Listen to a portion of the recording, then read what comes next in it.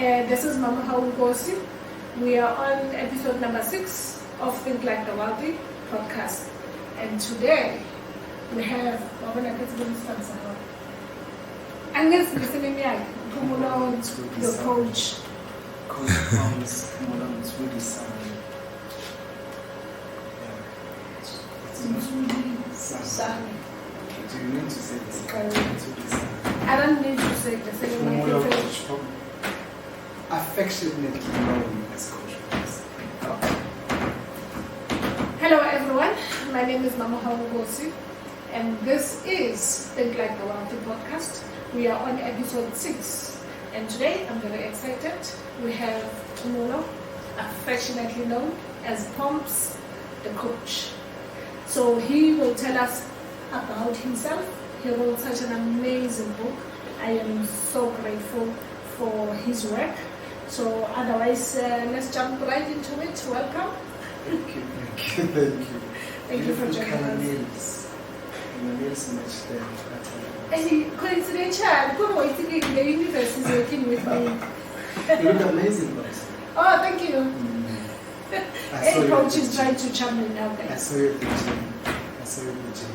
gym. Remember, I coach nutrition. Oh, yeah. And workout. And it's an important, not the most important, but an important part of a health journey. Oh, yeah. And I cannot talk about health without talking about. Oh, yeah. Okay. So, Barry, you must never sell a dream looking like a ghost. Oh, I wanna. So I hope you guys are catching that. So you can come here and talk about wealth and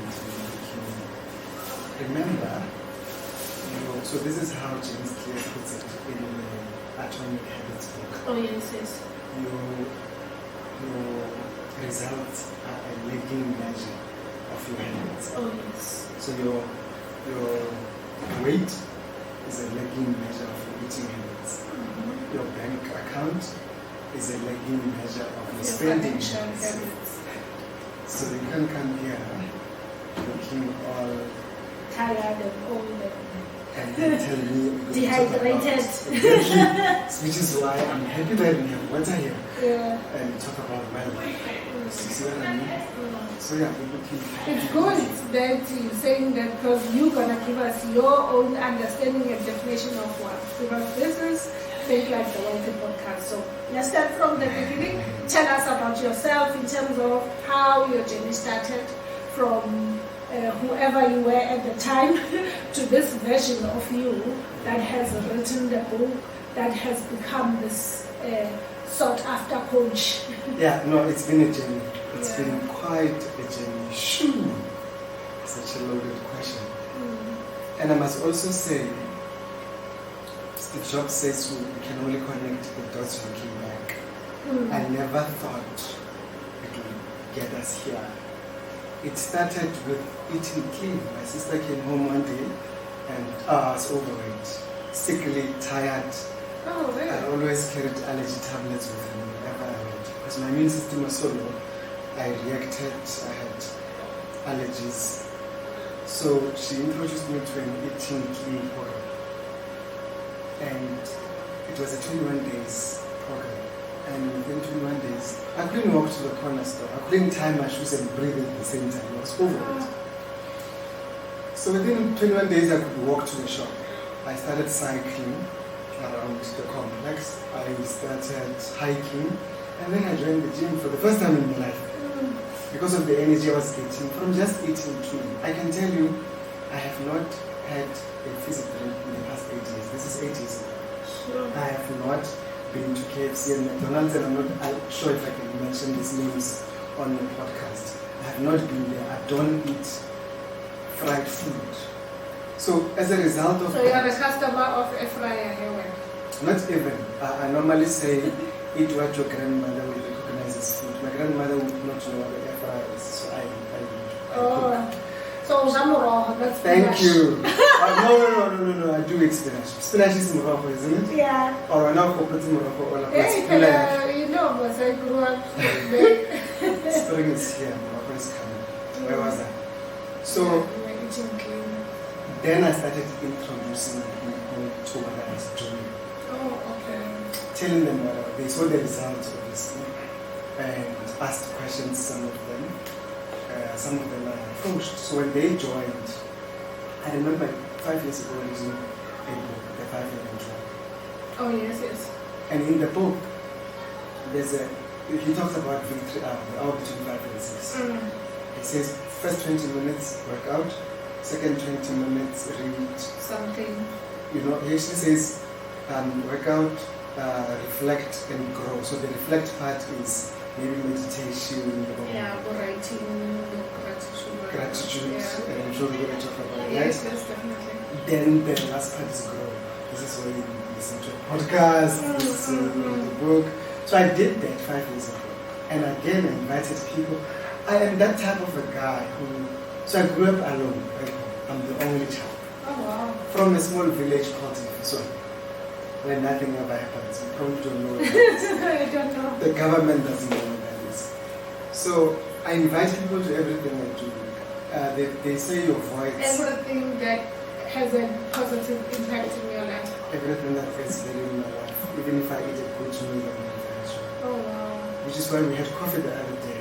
Yes, yes, yes. But coffee always does because I wanted to go awesome. Oh, okay. Like we need, I don't know if I can say that, we needed a black woman to talk about love eventually.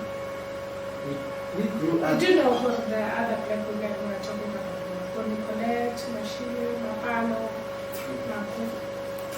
But yeah, I get what you're saying because each one of us have got a different voice and we're experiencing this journey differently.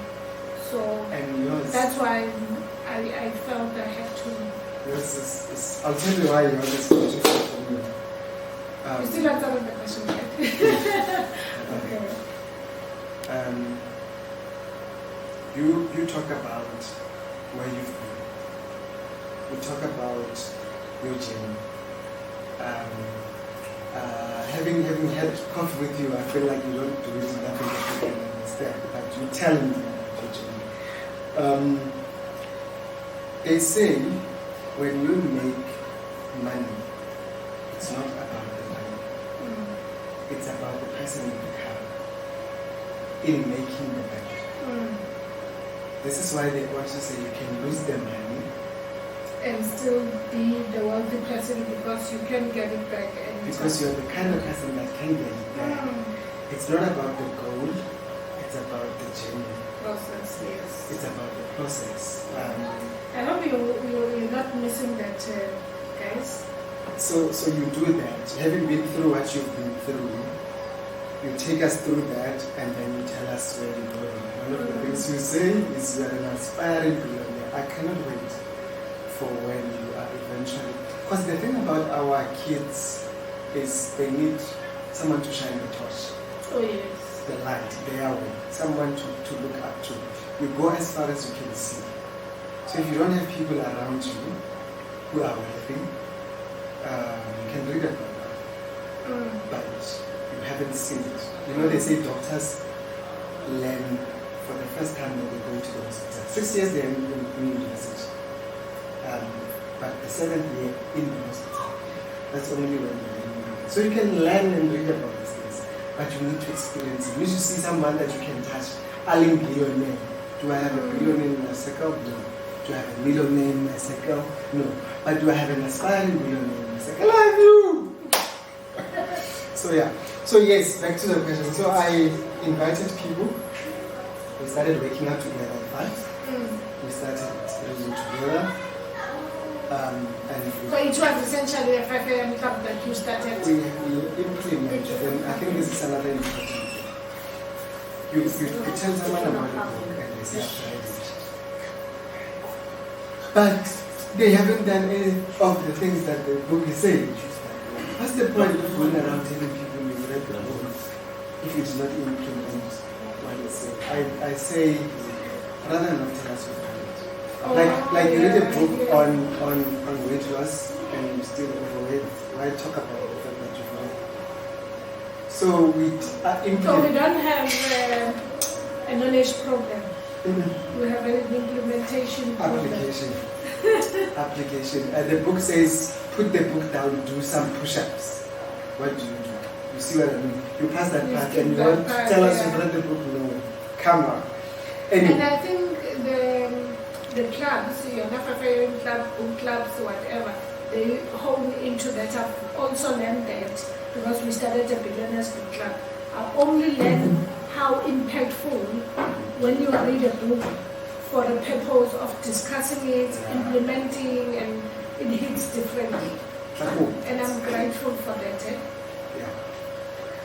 By the way, power is not enough. You need accountability. So when you have people And systems. like, thank you. James Clear in King says goals and as important as the systems. So when you have people like that in the book, you talk to, like you hold. I probably would not make my bed if I didn't think, I'm not my job here. Somebody might come. So we do better when someone is watching. So Exactly. accountability is crucial. So we met at 5.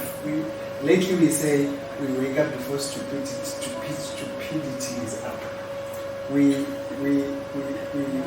go into the day. We don't react to the day. Because when you wake up after the sun, you're late. You're dead. But when you wake up before, you do that. But the point I want to get to in the time given me, question you've asked, thank you for having me. I appreciate that you is. So we read that book, and then we read other books that led us to, I'm going to speak a lot of them and get to the book that birthed this. That we read other books and we read The Magic.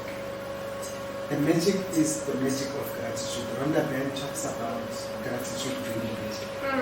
But this, No, I'm fascinated because I like the Rhonda Byrne. yeah, Oh, she's her amazing. ideas, She's yeah. amazing. She's amazing. I hope one day she watches your podcast. So she's in the magic, she says 28 days of practice. Every day has got its own different practice. Like day 3 is magical relationships. I want to talk about the relationships. Oh, wow. Because I think wealth without Yeah, relationships. charming relationships is not well. Yeah. Somebody said some people will only be wealthy and not rich because money is all they have. Hey, I hope you heard that. You need to put the subtitles. Money is all they have. They don't have relationships. They don't have health. And I think there is no wealth without those things. Yes, yeah. Where was I going? You were telling us about your journey. So we then did the 28 practices. Like I said, I think one thing about us, we're not special. One thing about us is we are pride. So we applied the Father and Son, and we applied the Rhonda Byrne practice. So these people you see here, so this book we wrote together as a team. They relate their stories of who they were, where they were before the practices, and where they are now after the practices. No one complains in my team. Like if you come and you complain, we will know you're not. And so you haven't done the work. Yeah. I like that, by the way. Thank you. I also try and manage myself not to complain as well, because there has to be an element of what I can do to fix the situation or manage myself, whichever way. What about when the book complaints are poverty, gratitude is riches? Wait. I hope these people are getting it. Look, I was going to ask the question, you've touched on it, in terms of what role does gratitude play in your life or has played in your life. I will also jump in with my story. I know it's not my interview, but I want to hear how gratitude has enriched your life. As you say, I've touched on the fact that I don't complain. In fact, The first book I read on gratitude was by Dr. DiMartini. The book is called The Gratitude Effect. And he's the one that says there is always order in the chaos. So the knowledge that whatever chaos I'm in, if I look, I will find the order. So every day we write 10 things we're grateful for. I must tell you that 10 things. When you started, how was it? Hard, difficult. Actually, because 5 is hard for me. So 10, yeah. I need to mention this journal. It's the journal. Can I have that? Oh, journal, yeah. Yeah. And by the way, viewers, we will have Lesego on this podcast. Awesome. She created the journal, which is something that we talk about a lot in terms of gratitude and all of that. Yeah. Upstairs in my room, in the drawers, in the secret, we find it. It's beautiful. She's funny enough, when she did that, she did this at the same time, and we were not knowing. Oh, you did this and she was doing that. She says she talks about the victory hour, hearing about it from me, and she talks about it in the journal also. So when she did the first journal, I think she had 5 lines, and I told her, "Brah, my team writes 10 things. I remember I also had the same problem, but there's no space here." I ended up putting, I said, but it's an amazing gift for someone. I've bought all of my friends. It's an awesome. So she improved it. Now it's got 10 lines. Oh, it has 10 lines. Yes, it does. He will bring it. The question you were asking is, how was it in the beginning? It was hard. And so now I offer a course on the practice. Oh, wow. Practice of gratitude. Nice. And what I've seen, when I asked you to write 10 things, because I've been doing it. And people will just say my legs, my eyes, my hands. But Ron doesn't say what. So if you're grateful for your eyes, he says this, the feeling. If you say my eyes, because today I saw listening, I saw the journal. Yeah, this has been through a lot. Yeah, but he brought the old one. You wanted the new one. This is I'm done with this one. This was the first journal. What did I want to do? What did I want to do? You wanted to show us? Just to show the viewers, when are you having her? I don't know, we'll arrange when she's available. Yeah. I don't even know. Yeah, so me and the team, this is the journal we use. The spaces, yeah. So you ended up running out of space. Yeah, I had the same problem. The new one that she has now has more space. Oh, I haven't even checked it out, but I bought it for other people. Well done.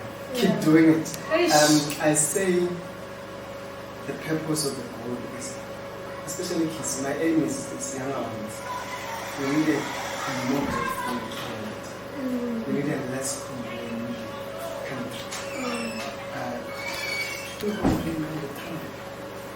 They will even want to approach you to but they don't understand the issue of, they don't understand the law of attraction. The more you complain about things, the more it was.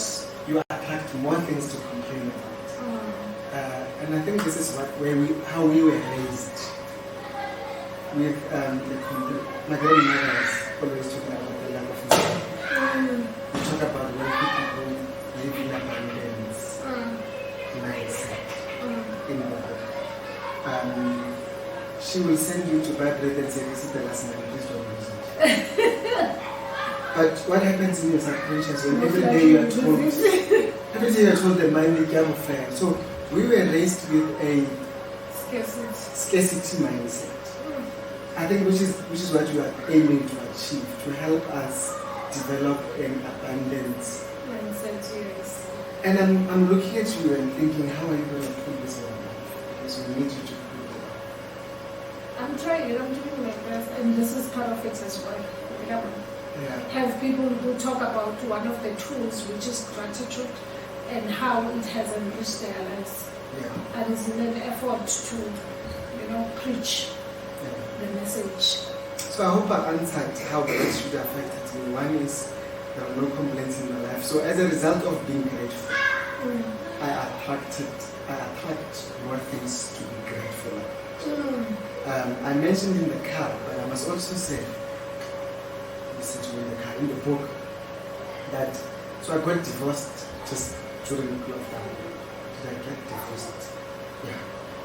And I think I said in the book that I wasn't grateful for that marriage. I don't remember saying to her, thank you for dishing up for me. I felt entitled. I don't remember saying thank you for doing my washing. That woman did my washing all the time. Oh, wow. So I think I lost it, the marriage, because of my not being grateful. I had a car that was repossessed. I think I was grateful for that car. So as much as I say in the book, if you're not grateful for something, you will lose it. I think it's not all the time. Sometimes you will lose things even if you're grateful. It's that type of world. Gibran says sometimes it rains on your crops, on your parade. It hails on your crops. It's that. But most of the things you're not grateful for, you're going to lose. Because you're not going to take care of them. And once you're not taking care of Because you don't see them as a blessing. Exactly. One of the 28 practices is about money. And she gave us an opportunity to even go back to money we carried to school. Because we were not grateful for it at the time. But you can now write down and say, yo, I'm grateful. My mother gave me 10 rands for 3 days. So it was 3 rands. This was about us, the 1 rands. So I can now write down, yo, thank you for the 10. Actually, I was rich then. You know? It's just that I lacked that like we are so entitled as a country, as humans. People want grants, and when they get them, they feel like they deserve them. People must just enjoy them. So, okay, I did say I will talk about myself, and I appreciate what you have just said, that what you don't, you're not grateful for, you lose. When I was writing the book and I was also practicing gratitude, I actually wrote about it, I think, where I said my ex-husband, I started the "you are the best husband ever" talk or appreciation. So as a result, he became, he started striving to get that gratitude. And yet now I'm getting a better partner in the process. So it was quite an interesting... This is the part where I said to them, did you guys get it? Yeah. Other than that, in the work space, gratitude, I get it trains your mind not only to focus on the problem part of the challenge, but focus on the solution part. So as a result, your eyes open to opportunities that are around. As a result, you are able to use them to add value in people's lives and therefore get income or get money and make yourself wealthy. Can I just add on to what you said, especially parents? So they say compliments to kids are like water to the flower. They are what water is and sunlight is to the flower. Criticizing them kills their spirit. So complaining about your kids kills their spirit. And I'm going to use what you said. Say to your husband, even if you know he's not the best husband in the world. If he does 10 wrong things and 1 good thing, and you make a big deal out of that, you're done. Tomorrow he strives to do better. But if you criticize him, so if you criticize the child, if you compliment them, if you're grateful for them, if you tell them you're grateful for them, you are raising more grateful kids. Because kids do what you do, not what you say. I love that. I don't remember my ex-wife saying that I'm the best. I would have been. I literally created a t-shirt, Wow. best husband ever. And one time he was stopped by traffic police and they were asking, hey dog, hey, we are servants, and then we missed an opportunity to get a ticket or something. So wow. Yeah, I literally made a t-shirt that said best. Has he read the book? He has read the book. Do you guys talk? Yeah, we still talk. This show is not about exes. But how are people responding to your work? Because you do a lot out there, and we're gonna talk about all the things that you do. But how are people responding to your work? There's a lady in the book also. She writes, it's time she says the money is good, but the impact is what you can do. That's amazing. So with the cost, I can see your journey. Like for me, there's a particular lady in Namibia I did the course with, and that lady, she calls me an angel. Wow. Like her life transformed in front of me. And because of you. Yeah. Well, You can say yes. yes. Because even if she did the work, it might have been triggered by something you said or done. Yeah. Tell me about my inability to receive that compliment well, and the effect of it on wealth, and does that affect us, like our shrinking when we're complimented? Look, okay, first of all, we're learning. We get into a space where we accepting compliment. Like when I came here, you were like, hey, you look nice. And I had to have a conversation with myself for what do I say? In a way that is not negative. Yeah. So when it comes to wealth, you sort of don't feel like you deserve one. And when, for instance, if we go to a restaurant and you decide to pay, not and I feel right, I rate a half, or let me be the one that pays. And therefore you're blocking the blessing that is coming to you, and you're blocking this person's blessing that he's supposed to receive for paying. So there's those fundamentals, energy, stuff around it, I think. Okay. Yeah. But I mean, it's a learning process, because like when you're sitting there and I'm telling you, and reminding you, it's okay. You will remember next time, okay.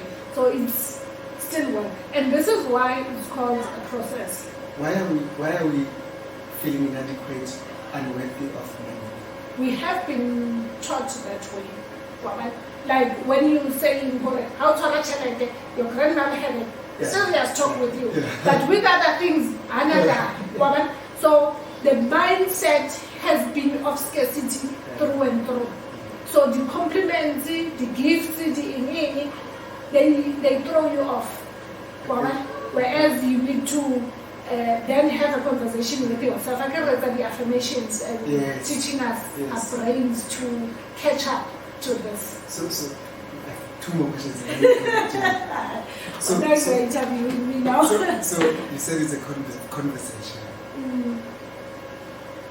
Speaking of affirmations, would you agree now that you can say you're a billionaire? Yes. Look, I do say.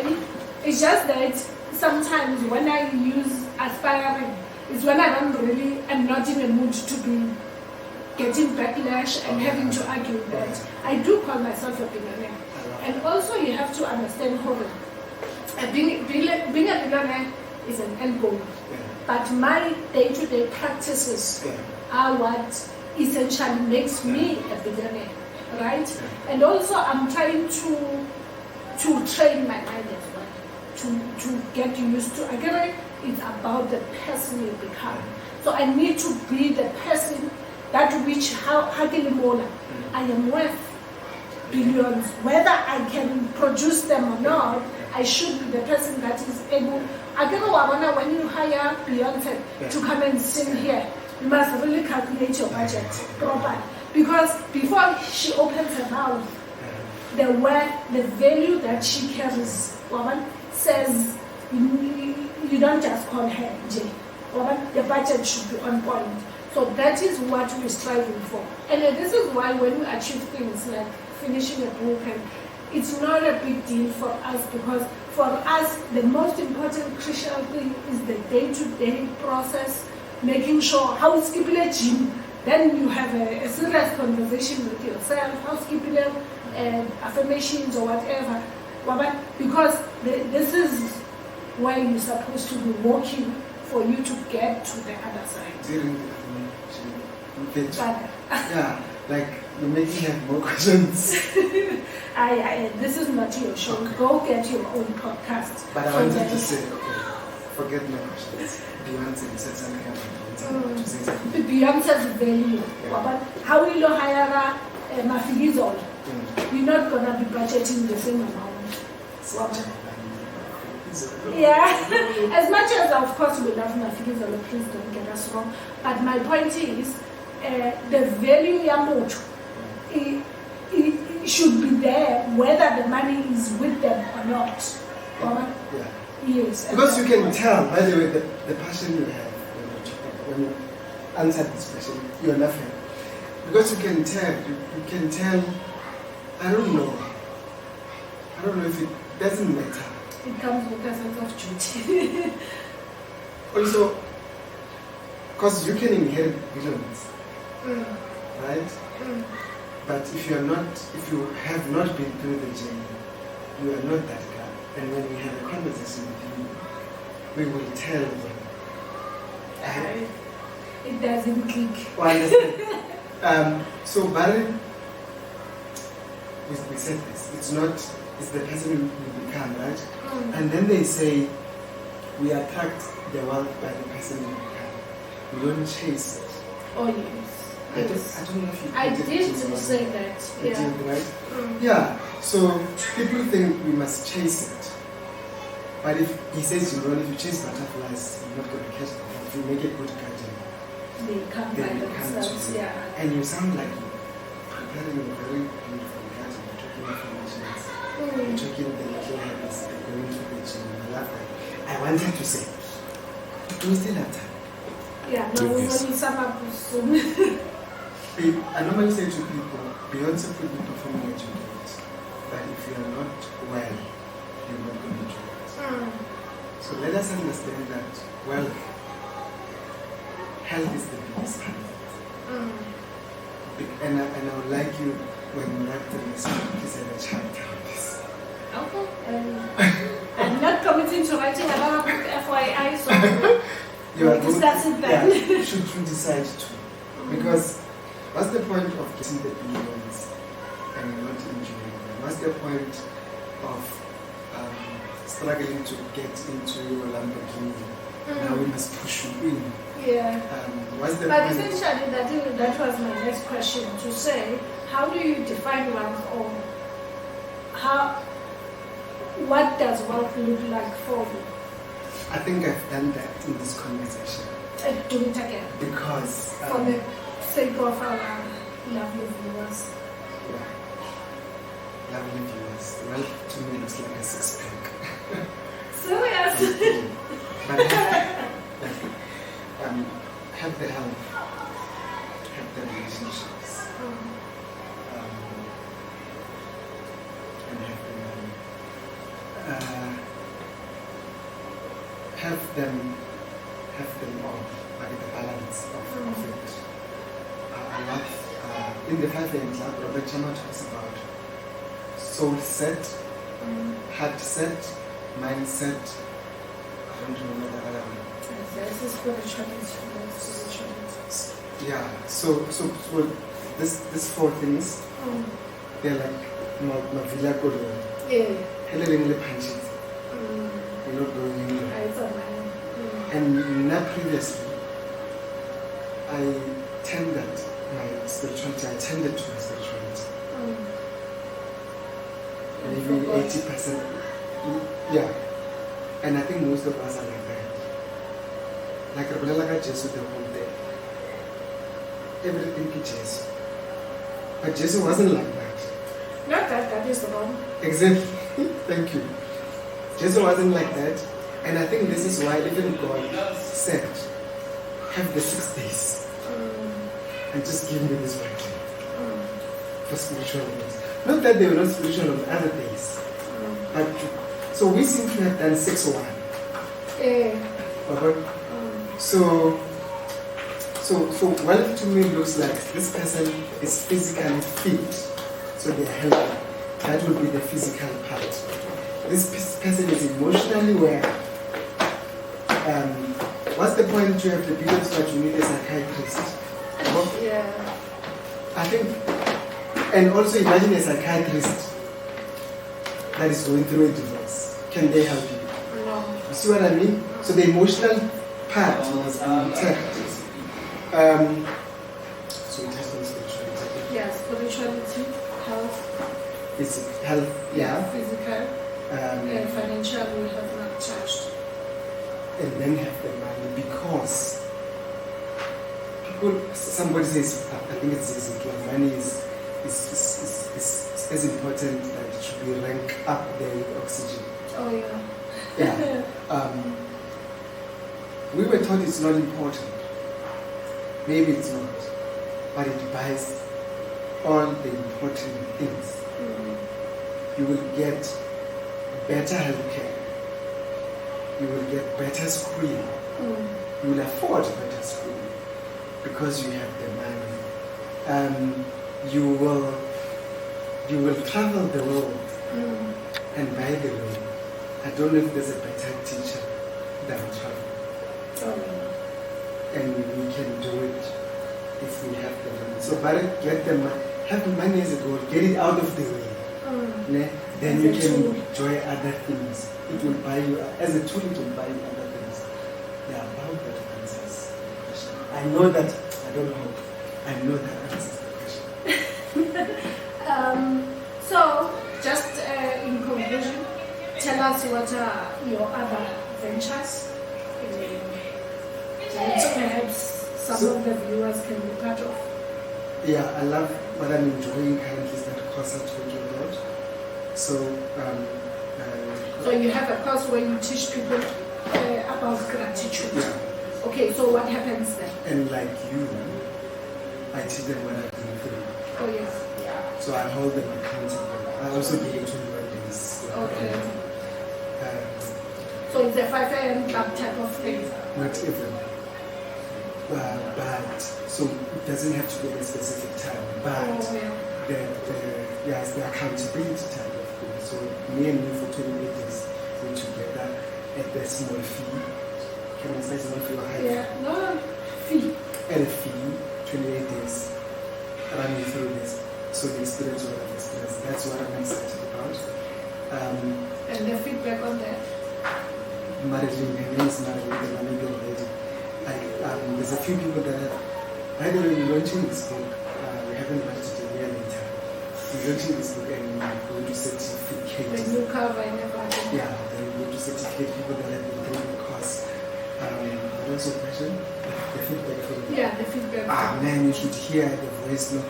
I don't know. I feel like they say when someone mentions you in their story, no compliment, nothing is better than, and I've seen you do, I've seen you take screenshots of people who have read the book and they are grateful. Nothing like someone saying, I was going through this and I met Mama How, I read Mama How's book and this is where I don't know. People mentioning you in their story, nothing is as rewarding. So the feedback I've been getting is incredible.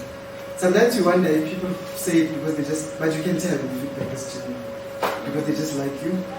But and you can also see them if they're applying what they've gotten from you. Yes. So it's been an amazing journey. Otherwise, we're busy with this property. You asked me about other ventures. This property, the hospitality industry was hit hard. COVID. This is my friend's property. We're getting it back. We want to get it back on Airbnb and have it fully functioning. It's now at 40% or so. My goals, aspirations. We spoke about property a lot when we talk about it. I still aspire to own a few properties. Let's tell you a story. So sorry, the coaching thing is that gratitude part. Oh, okay.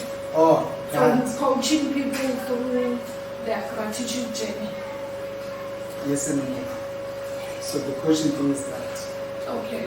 there's also the nutrition coaching, a nutrition coach. Oh, okay. Coach people through their health journey also. Oh, wow.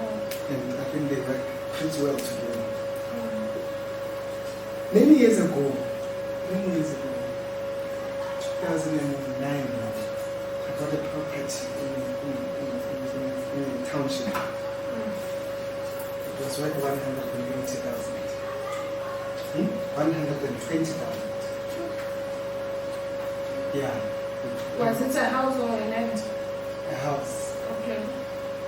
And I didn't know that this was a house that used to be an RDP, but it was renovated. Okay.